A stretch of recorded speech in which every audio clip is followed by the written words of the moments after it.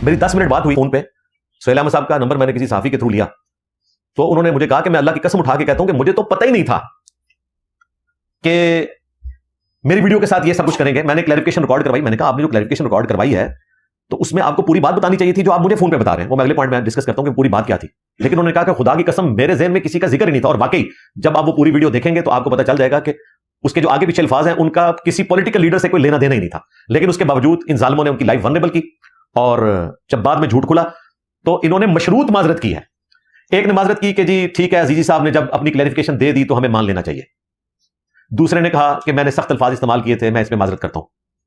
लेकिन इन्होंने जो मिसाल दी थी वो गलत है। यानी कि जो हमने इल्जाम लगाया था वो दुरुस्त ही है। किसी ने भी गैर मशरूत माफी नहीं मांगी। दुनिया का सबसे खतरनाक नशा पॉपुलैरिटी है। दुआ ये मांगनी चाहिए और कोशिश ये करनी चाहिए। मैं तो ये दुआ करता हूं कि अल्लाह पाक जितनी मुझे शोहरत दो, मुझे उसे हजम करने के लिए उस कदर पावरफुल डाइजेस्टिव सिस्टम भी दे दो। इसे हजम करना असल बात है।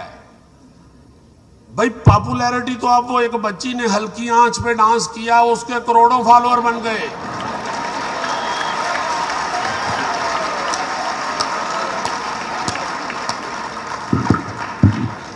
पॉपुलैरिटी हासिल करना कोई इतनी बड़ी बात नहीं है।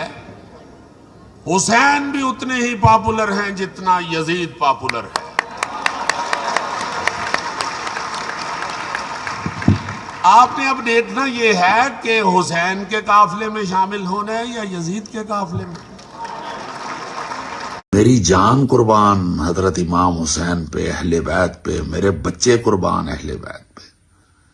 क्या कर रहे हैं, क्या कर रहे हैं, किस हद तक जा रहे हैं आप लोग इस बहस के अंदर। डरें रब से।